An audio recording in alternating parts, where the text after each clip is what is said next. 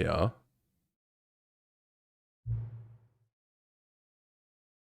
Kann ich kurz was sagen, bevor wir losgehen? Ja, sicher. Danke, dass du die Uhrzeit beide Male eingestellt hast, nachdem du das Spiel gestartet hast. Ja, schön. Ich hatte es gerade natürlich vorher einmal testweise schon mal gestartet. Okay. Viele nehmen diesen Schritt nicht ernst. Sie belassen die Uhrzeit einfach bei 12 Uhr und lassen es gut sein. Aber du machst dir tatsächlich die Mühe, die Uhrzeit einzustellen. Und das weiß ich zu schätzen. So weiß ich, dass dir diese Erfahrung wichtig ist. Du bist aufmerksam. Ich kann gar nicht wissen, ob die von dir eingestellte Uhrzeit korrekt sind. Pass auf, ich habe einen Vorschlag für dich. Da du so kooperativ warst, kannst du bei deinem nächsten Spielstart, wenn du diesen Bildschirm siehst, einfach deine Lieblingszeit einstellen. Mach nur, nimm einfach die Uhrzeit, die du willst, selbst wenn es nicht die richtige Zeit ist. Du hast es dir verdient. Alles klar, ich lasse dich jetzt mal weiterspielen. Fängt ja schon gut an. Ja, also wir kommen in der Metaebene der Metaebenen. Dieses Spiel durchbricht permanent die vierte Wand. Allein das hier ist schon wieder... Kann ich hierüber eigentlich das Spiel starten? Nein. Okay. Okay. Ab geht's. Spielbeginn. The end is never the end, is never the end, is never the end. This is the story of a man named Stanley. Stanley worked for a company in a big building where he was employee number 427. Employee number 427's job was simple. He sat at his desk in room 427 and he pushed buttons on a keyboard. Orders came to him through a monitor on his desk, telling him what buttons to push, how long to push them, and in what order. This is what employee 427 did every day of every month of every year. And although others might have considered it soul-rending, Stanley relished every moment that the orders came in, as though he had been made exactly for this job. And Stanley was happy. And then one day, something very peculiar happened. Something that would forever change Stanley. Something he would never quite forget. He had been at his desk for nearly an hour when he realized that not one single order had arrived on the monitor for him to follow. No one had showed up to give him instructions, call a meeting, or even say hi. Never in all his years at the company had this happened, this complete isolation. Something was very clearly wrong. Shocked, frozen solid, Stanley found himself unable to move for the longest time. But as he came to his wits and regained his senses, he got up from his desk and stepped out of his office. Okay. Und wir haben schon 2 Errungenschaften freigeschaltet. So, das ist also unser wunderschönes Büro. 427 und unser... Kann ich irgendwas eintippen? Okay, es erscheint nichts auf dem Monitor.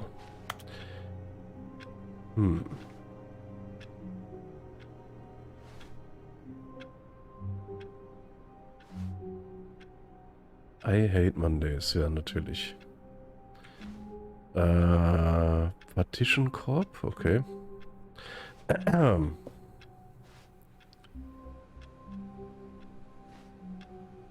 Sonst keiner da. All of his co-workers were gone. Hey. What could it mean? Stanley decided to go to the meeting room. Perhaps he had simply missed a memo. Wer hat unsere Tür zugemacht?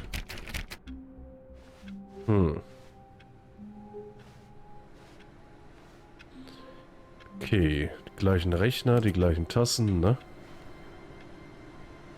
Zumindest läuft der Stanley Drucker. went around touching every little thing, and no matter how hard Stanley looked, he Oh, couldn't da war find a irgendwas trace of übersprungen. his co-workers. Also so ein paar... Oh, hier ist einer an. Oh, hoppala, den haben wir ausgemacht.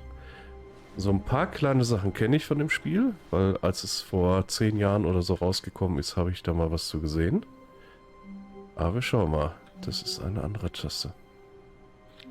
I like work, I just hate my boss. Okay.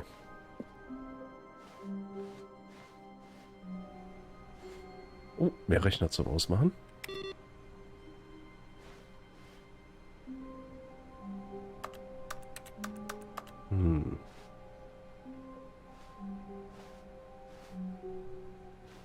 Das sind echt komische Büros, ne? Furchtbare Dinger. Oh, guck mal, der spielt Solitär da hinten. Nein, sowas.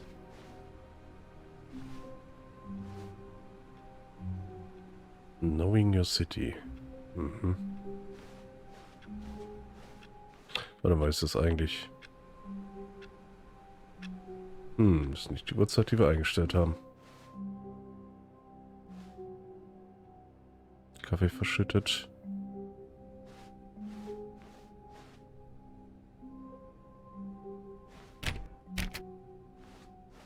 When Stanley came to a set of 2 open doors, he entered the door on his left.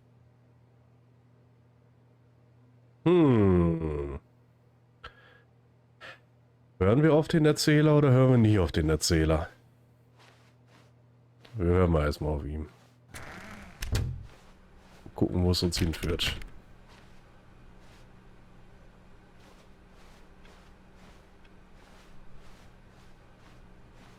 Yet there was not a single person here either. Feeling a wave of disbelief, Stanley decided to go up to his boss's office, hoping he might find an answer there. Meeting Room, Floor 4XX. Okay. Weekly Target, Marketing Mondays, Termination Tuesday. Schön Wortspiele. We're broke Wednesday, IDs and Development, ja. Irgendwelche Gruppentermine. Office Party. Hey, Freitag. Ab 16 Uhr Office Party. Schön. Target push for funding. Get Chris out of the broom closet.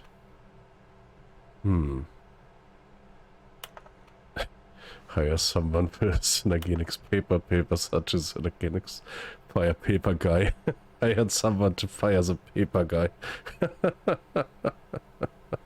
Oh Mann. The future was yesterday, tomorrow is now. What? Ich will auf den Tisch springen, aber es geht nicht.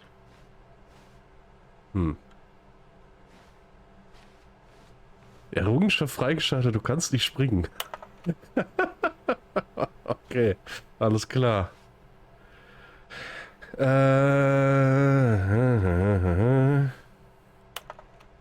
What do people want? Things, money, more money, things, but with money to buy more things. Graphs about things and money.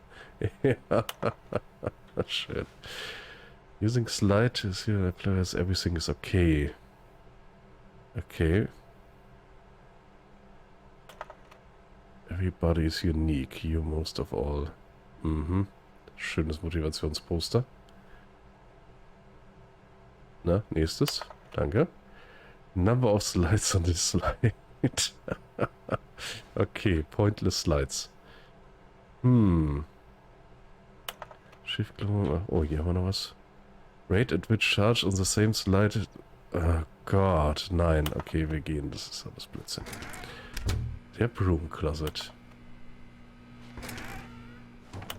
Das kenne ich. Stanley stepped into the broom closet, but there was nothing here, so he turned around and got back on track. Nein, wir hören nicht auf ihn. There was nothing here. No choice to make, no path to follow, just an empty broom closet. No reason to still be here. Och, hier gibt's doch interessante Sachen. Hier gibt's Duct Tape, hier gibt's It was baffling that Stanley was still just sitting in the broom closet. He wasn't even doing anything. At least if there was something to interact with, he'd be justified in some way. As it is, he's literally just standing there doing sweet FA. Aber wir gucken uns doch gerade die Werkzeuge an. Hä? Guck mal. Hier, da. Are you really still in the broom closet? Standing around doing nothing? Why? Please offer me some explanation here. I'm genuinely confused. Ich guck mir die Sachen an. Guck mal, hier ist ein schöner Besen. Oh, den kann ich nicht nehmen. You do realize there's no choice or anything in here, right? If I'd said Stanley walked past the broom closet, at least you would have had a reason for exploring it to find out. But it didn't even occur to me because literally this closet is of absolutely no significance to the story whatsoever. I never would have thought to mention it. Ach ja, ich kann ja nicht springen. Ich wollte gerade versuchen, da drauf zu springen und irgendwie da hochzukommen. Maybe to you this is somehow its own branching path. Maybe when you go talk about this with your friends, you'll say, "Oh, did you get the broom closet ending? The broom closet ending was my favorite." I hope your friends find this concerning.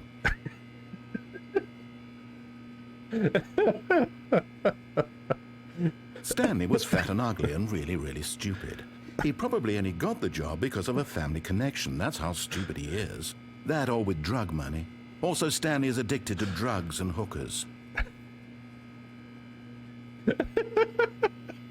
Well, I've come to a very definite conclusion about what's going on right now. You're dead. You got to this broom closet, explored it a bit, and were just about to leave because there's nothing here, when a physical malady of some sort shut down your central nervous system and you collapsed on the keyboard. Well, in a situation like this, the responsible thing is to alert someone nearby so as to ensure that your body is taken care of before it begins to decompose. Hello? Anyone who happens to be nearby? The person at this computer is dead. They have fallen prey to any number of your countless human physiological vulnerabilities. It's indicative of the long-term sustainability of your species. Please remove their corpse from the area and instruct another human to take their place, making sure they understand basic first-person video game mechanics and filling them in on the history of narrative tropes in video gaming, so that the irony and insightful commentary of this game is not lost on them. All right, when you've done that, just step out into the hallway.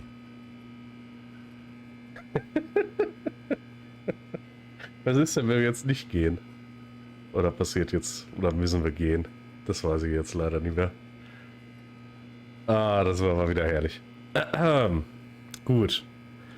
Also wir sehen, der Erzähler weiß, dass das alles nur ein Videospiel ist, ne? So, okay. Second player. It's good to have you on board. I guarantee you can't do any worse than the person who came before you. Gut.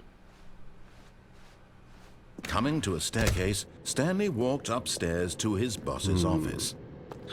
Also wie gesagt, ich habe ja gesagt, wir hören erstmal grundsätzlich auf ihn, ne? Die ganzen anderen Entscheidungen können wir mal noch machen. Toilette. I've got the feeling money's for stealing, but not yours, of course. That's a lovely purse. Okay. Extreme bathrooms. Okay. Ja, gut.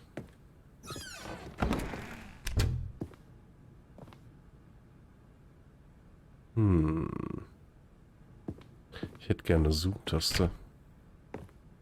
Um die ganzen Magazine immer dran zu Stepping into his manager's office, Stanley was once again stunned to discover not an indication of any human life. Shocked, unraveled, Stanley wondered in disbelief who orchestrated this. What dark secret was being held from him? What he could not have known was that the keypad behind the boss's desk guarded the terrible truth that his boss had been keeping from him. And so the boss had assigned it an extra secret PIN number. 2845. But of course, Stanley couldn't possibly have known this. Warum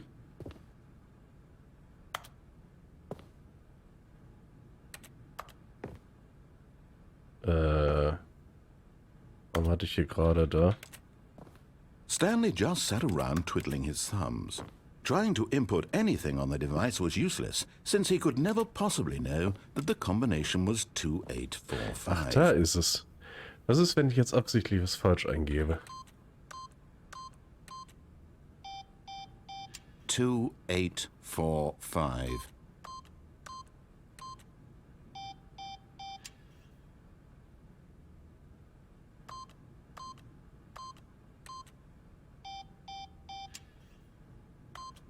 Geht nicht. Er reagiert nicht. Forgot, but it turns out that the panel's emergency override kicked in, and the door just opened all by itself. And Stanley got the hell along with the story. Well, whoop-de-doo. Sehr gut.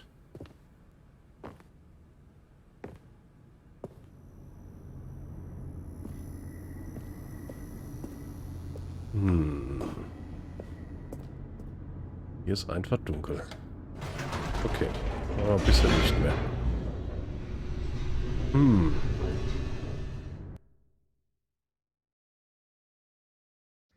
Descending deeper into the building, Stanley realized he felt a bit peculiar.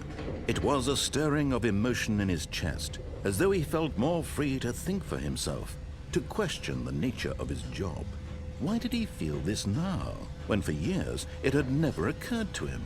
This question would not go unanswered for long. Okay, okay. Funken, alles klar. So, warum hat der Chef so ein... Stanley walked straight ahead through the large door that read Mind Control Facility.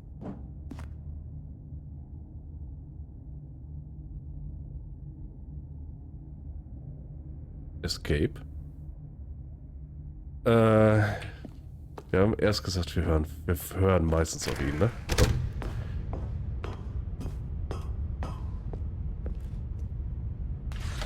The lights rose on an enormous room packed with television screens. What horrible secret did this place hold? Stanley thought to himself. Did he have the strength to find out?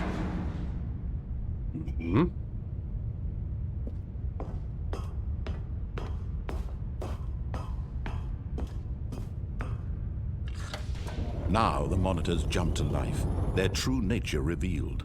Each bore the number of an employee in the building, Stanley's co-workers.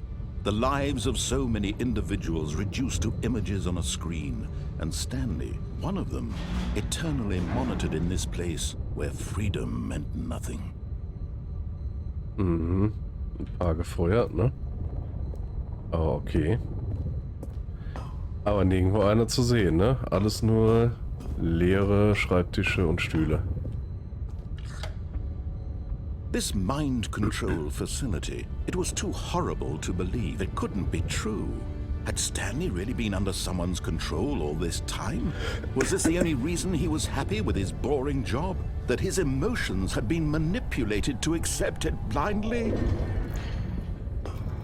Wahrscheinlich. No, he refused to believe it. He couldn't accept it. His own life in someone else's control? Never! It was unthinkable. Wasn't it? Was it even possible? Had he truly spent his entire life utterly blind to the world? But here was the proof. The heart of the operation. Controls labeled with emotions. Happy, or sad, or content. Walking, eating, working. All of it monitored and commanded from this very place. And as the cold reality of his past began to sink in, Stanley decided that this machinery would never again exert its terrible power over another human life. For he would dismantle the controls once and for all. Also, es ist alles offline gerade, ne? Wahrscheinlich dann auch der Grund, warum wir uns überhaupt frei bewegen können, ne?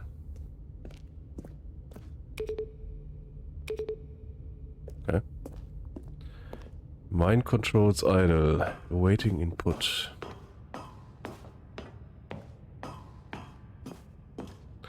Sieht man das überhaupt? And when Ist at das alles last zu he found dunkel? the source of the room's power, he knew it was his duty, his obligation, to put an end to this horrible place and to everything it stood for.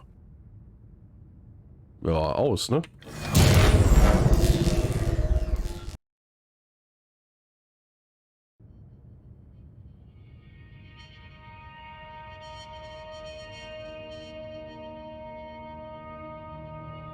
Blackness and a rising chill of uncertainty. Was it over? Yes! He had won! Okay. He had defeated the machine! unshackled himself from someone else's command. Freedom was mere moments away. And yet, even as the immense door slowly opened, Stanley reflected on how many puzzles still lay unsolved. Where had his co-workers gone? Ja. How had he been freed from the machine's grasp? What other mysteries did this strange building hold?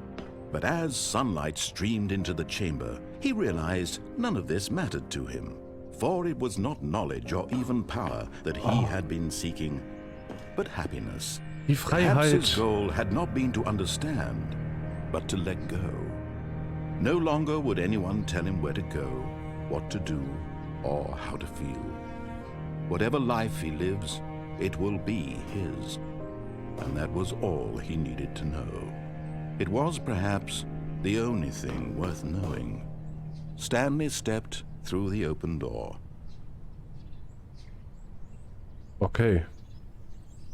Stanley felt the cool breeze upon his skin, the feeling of liberation, the immense possibility of the new path before him.